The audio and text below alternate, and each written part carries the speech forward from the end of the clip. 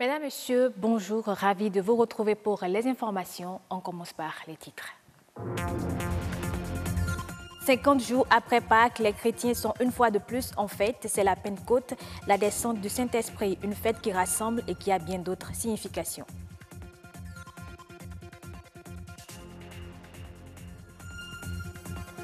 Dans la ferveur de la Pentecôte, des milliers de chrétiens catholiques ont partagé la joie de vivre en Christ. C'était à la faveur du Cénacle de Réveil et Victoire 2018.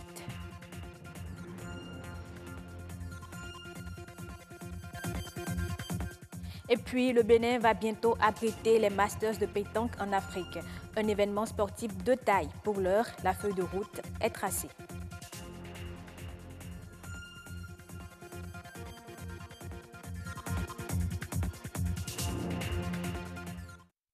Les chrétiens ont célébré hier dimanche la fête de la Pentecôte. Elle est le symbole de la parole donnée par le Christ qui avait promis envoyer le Saint-Esprit. C'est également une occasion pour certaines communautés de se retrouver. Outre le caractère religieux, la Pentecôte est significative pour plusieurs. Polycarpe Ousso.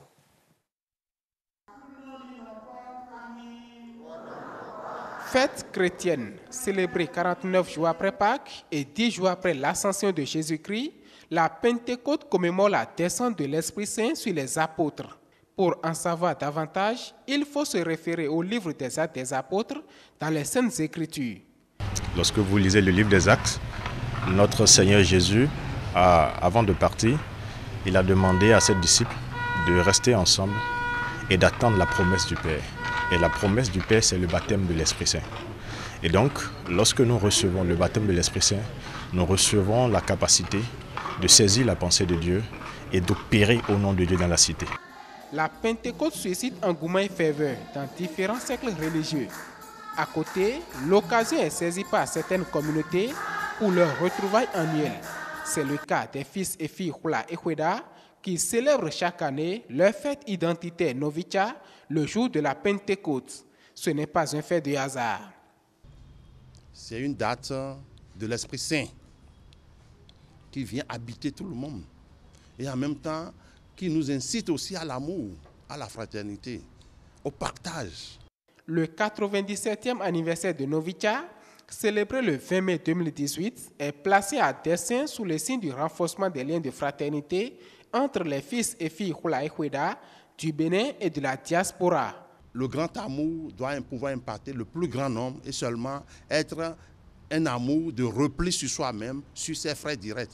L'ouverture, c'est ce que nous demande Dieu, c'est ce que nous demande le Tout-Puissant, le Créateur du monde. Et si Novicha peut y contribuer, c'est déjà une bonne chose. L'ONG Vision Pentecôte est visiblement dans cette logique.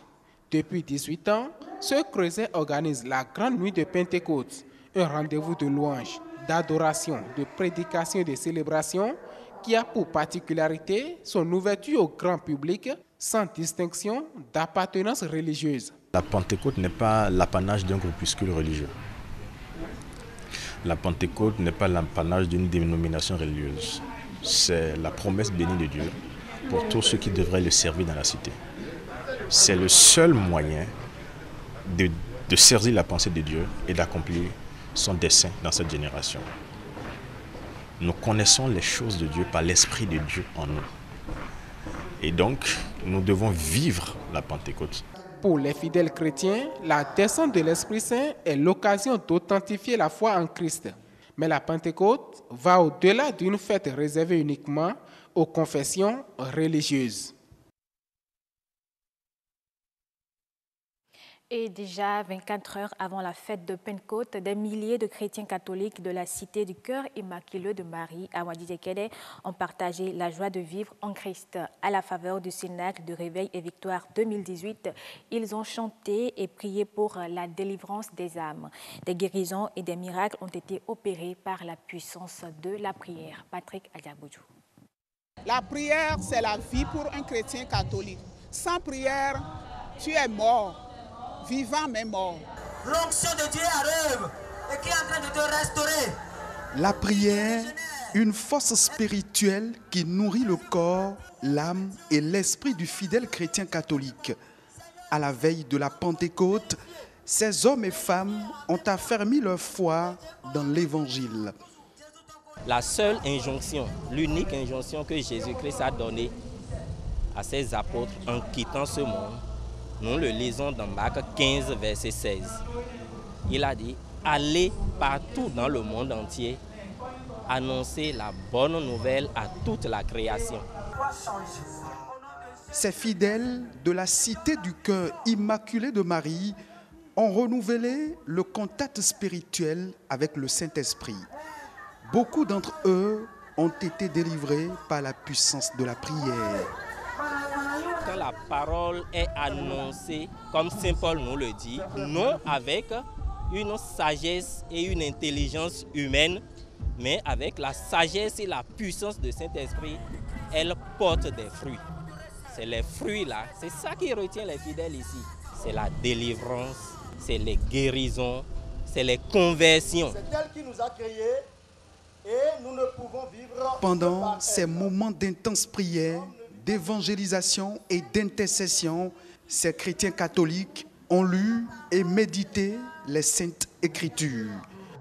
Dès que vous avez des comportements d'orgueil, des comportements de suffisance, je veux dire, de haine, de jalousie, de calomnie, de médisance, vous n'avez pas l'onction du Saint-Esprit avec vous. Et Jésus a dit, venez à moi, vous qui peinez sous le poids de vos fardeaux, et moi je vous soulagerai. Le cénacle de réveil et de victoire a porté ses fruits. À travers des témoignages, plusieurs fidèles ont dit merci à Dieu pour les multiples bénédictions dans leur vie.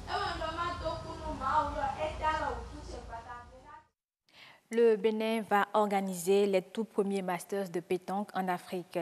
Il s'agit d'un très grand événement sportif qui va réunir à Cotonou les meilleures nations de pétanque dans le monde. La feuille de route relative à l'organisation de cette grande compétition a été remise samedi dernier au président de la Fédération béninoise de pétanque. C'était au siège de la Confédération africaine des sports boules. Wenceslas Arouaimon, Herman Rodrigue Amégan.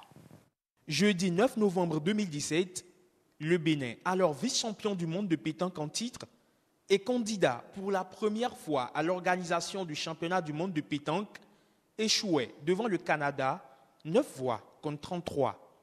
Quelques mois plus tard, le Bénin s'apprête à organiser des Masters, le tout premier qui aura lieu en Afrique. Un Master, en fait, c'est une compétition des compétitions, c'est-à-dire qui regroupe les meilleurs joueurs de la pétanque.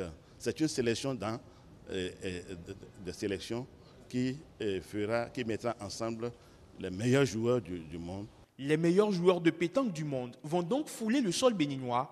Sur le boulodrome, ils vont s'affronter pour dégager un vainqueur. Mais cela passe d'abord par la bonne organisation du tournoi dont l'écho va résonner bien au-delà des frontières béninoises. Il s'agit là d'un défi sérieux que seule une organisation mûrement conçue et menée peut permettre de relever avec succès.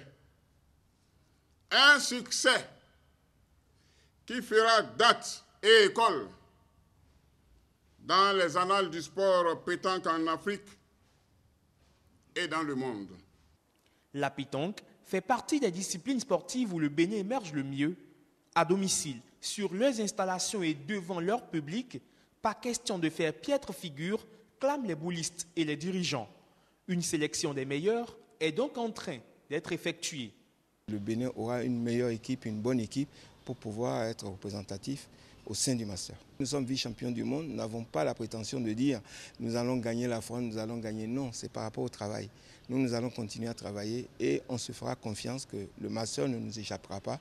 Le cahier de charge remis au président de la Fédération béninoise de pétanque, le temps est désormais compté pour Aurélien Vinou et son équipe, même si pour l'heure, la date exacte de la compétition n'est pas encore dévoilée. Hors du Bénin à présent, le prince Harry a rendu officiel ce samedi son union avec sa dulcinée Meghan Markle. Devant parents, amis et une foule de curieux, les deux tourterons se sont dit oui. C'est au cours d'une grande cérémonie qui s'est déroulée à quelques kilomètres de Londres. Voici les images de l'AFP commentées par Christelle Tongodo. Suivi dans le monde entier, le mariage est aussi un répit salutaire pour les Britanniques, divisés par le Brexit, mais aujourd'hui unis autour de la famille royale. La cérémonie a démarré à 11h GMT. Près de 100 000 personnes y ont pris part à Windsor, situé à une trentaine de kilomètres à l'ouest de Londres. La mariée est conduite à l'hôtel par son futur beau-père. En l'absence de son père, les mariés ont ensuite effectué un tour de ville pour saluer la foule, avant de prendre le déjeuner offert par la reine Elisabeth II.